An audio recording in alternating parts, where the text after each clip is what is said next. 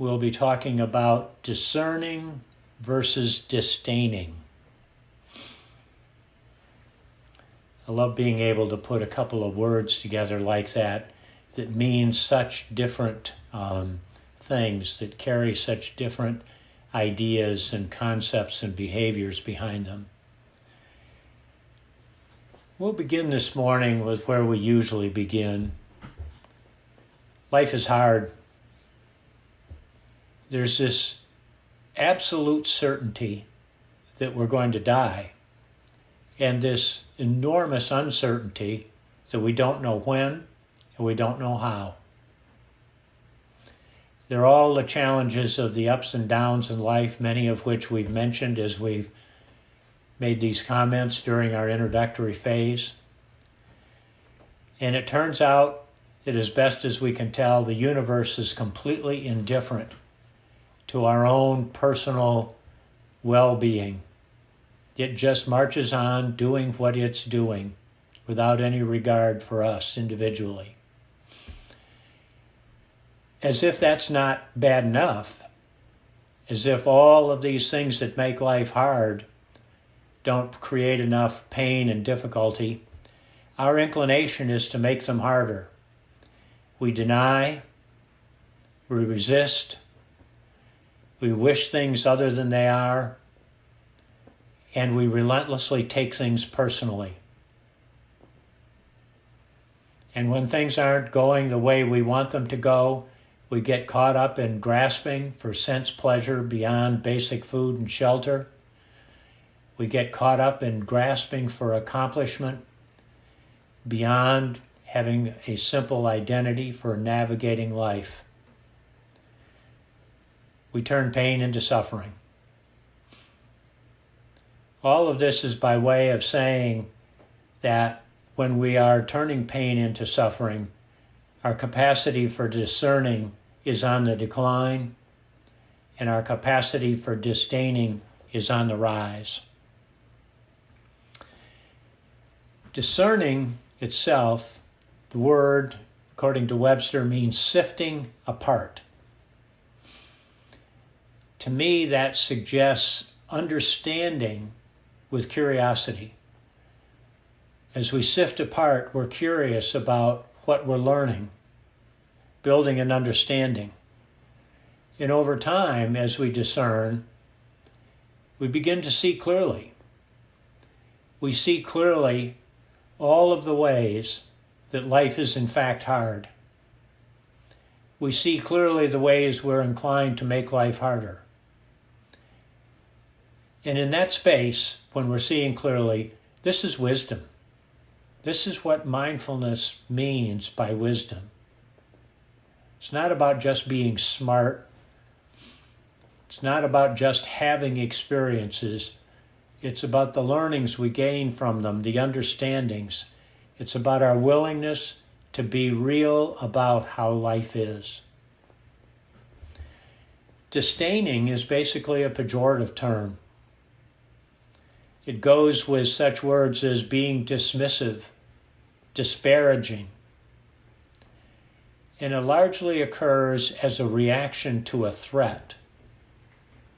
One of the ways that we react to a threat is to flee from it, is to separate from it, is to formulate a judgment about it. Oh, that's not good, that's bad. Or to be disdainful of it, dismissive. So a couple of personal examples.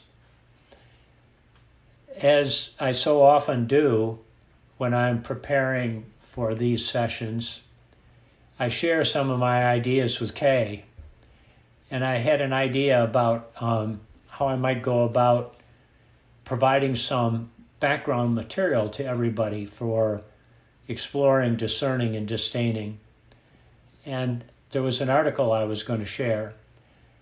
And Kay has read the article, and so when I mentioned it to her, she said, you know, as I remember, that is a very long article.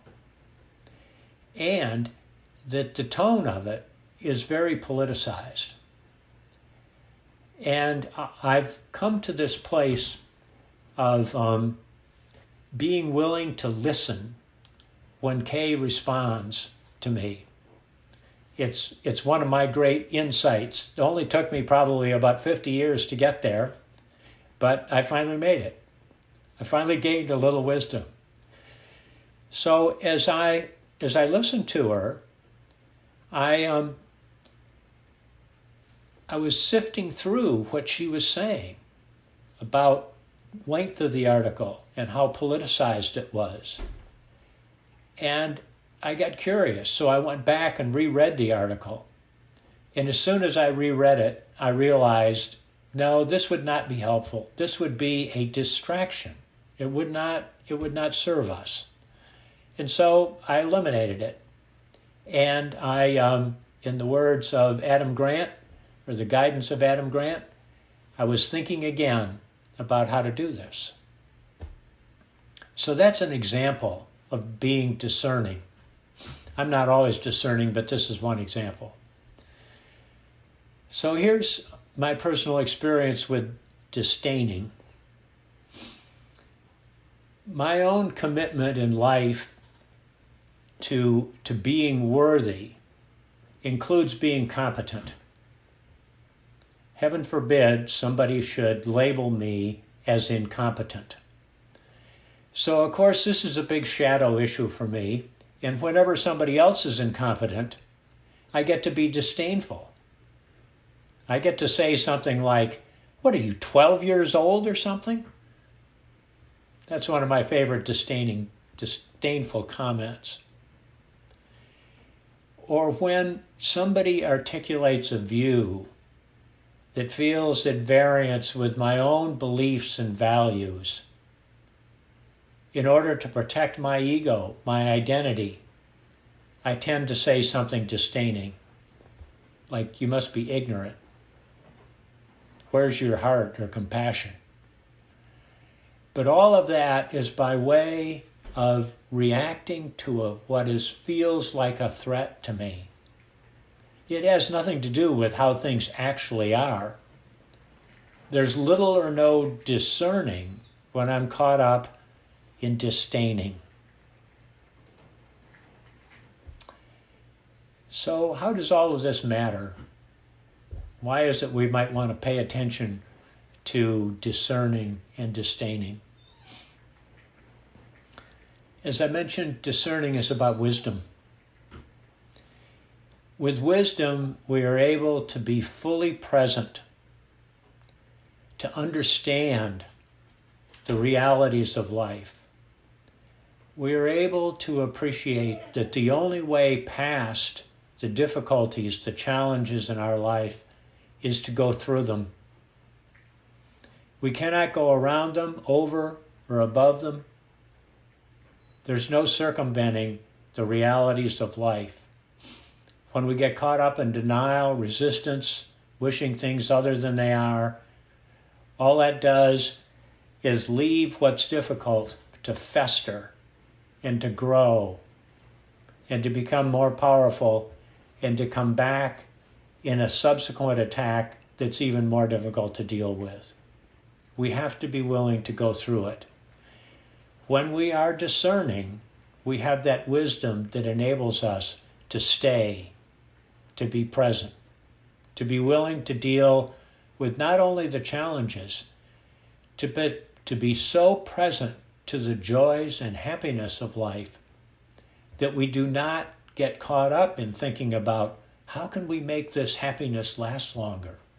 How can I make this happen again soon? Paying attention to disdaining matters because it's about fundamentally being negative energy. It's about othering. It's about separating. And if we keep separating ourselves enough, whether we're doing it individually or in some small group in which we're all very homogeneous, we're going to eventually lead to loneliness. We're going to be at variance with the fundamental interconnectedness of how all of life is. And this will lead to more suffering. And it's not only our own suffering that matters. It's that when we are suffering, we're dumping it on others as well. We're having that impact. And as Bill Weber says, before you know it, 25 people turn into 6 billion people. So it matters. So let's do a little practice with all of this.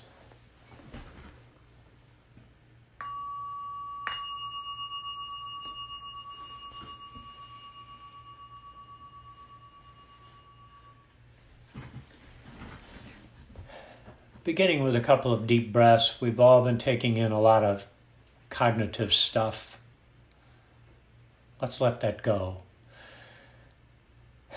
Filling the lungs all the way to the shoulders and holding it for a moment or two. And then just really settling in with the releasing, feeling the releasing of that extra tension throughout our own bodies. Releasing.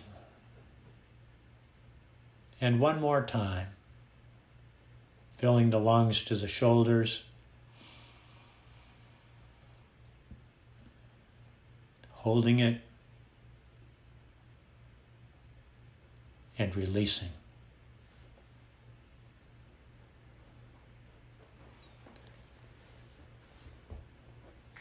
Settling into a posture that our bodies appreciate.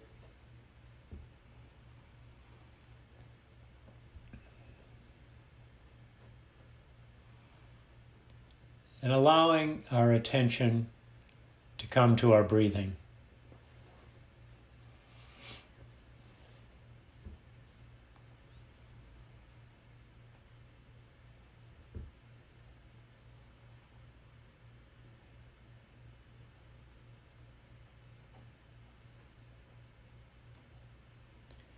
And as we are paying attention to exactly how breathing shows up in our bodies,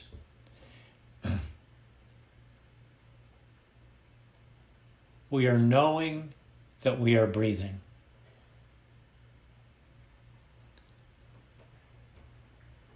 Experiment with that intention a little bit and become familiar with knowing that you are breathing, knowing that you are paying attention to your breathing.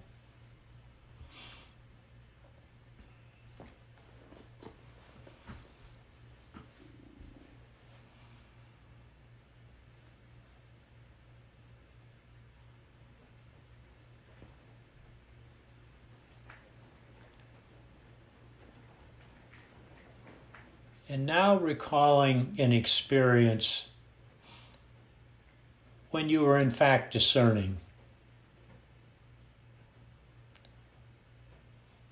when there was a little curiosity that supported understanding.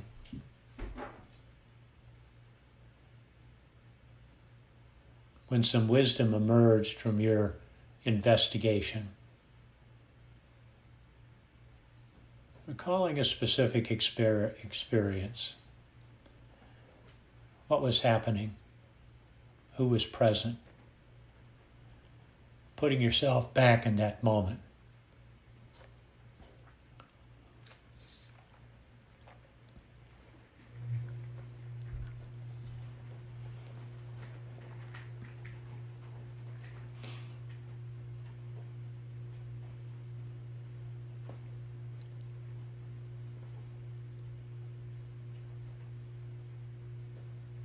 And feeling yourself in that moment, pay close attention to what physical sensations are present.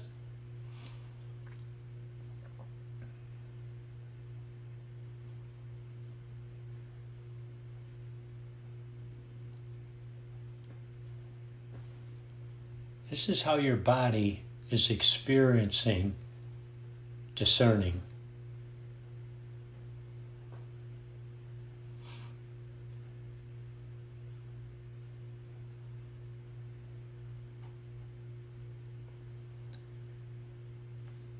let your awareness be an observer of the physical sensation of discerning.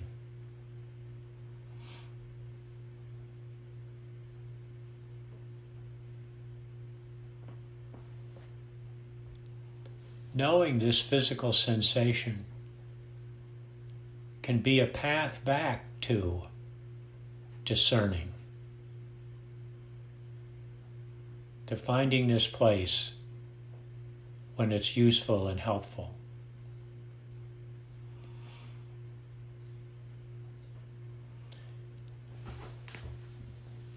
And now letting go of the experience of discerning and recalling an experience when you felt annoyed, frustrated, irritated, angry, and were inclined to be disdaining as a way of separating yourself from what was causing these difficult emotions.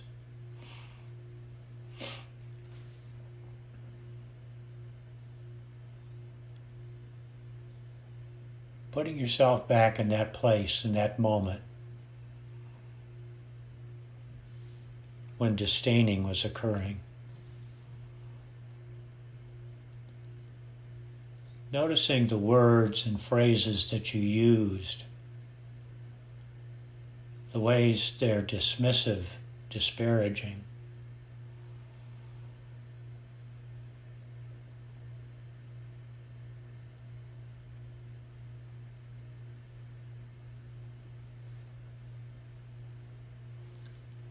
And noticing what this feels like in your body.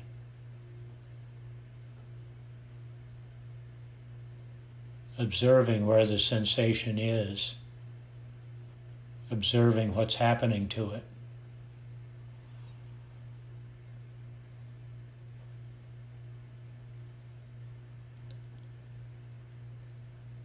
Realizing that in the future, when you're having this physical feeling, it means that you're being disdaining. This is the feeling of disdaining. It's a way of knowing that that's what's happening,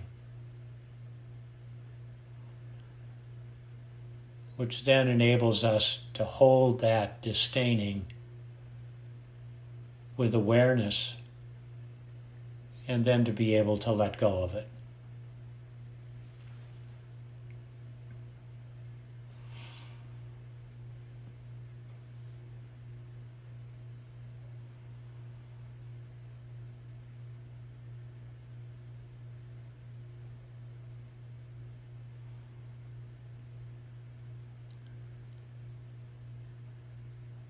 Knowing discerning, knowing disdaining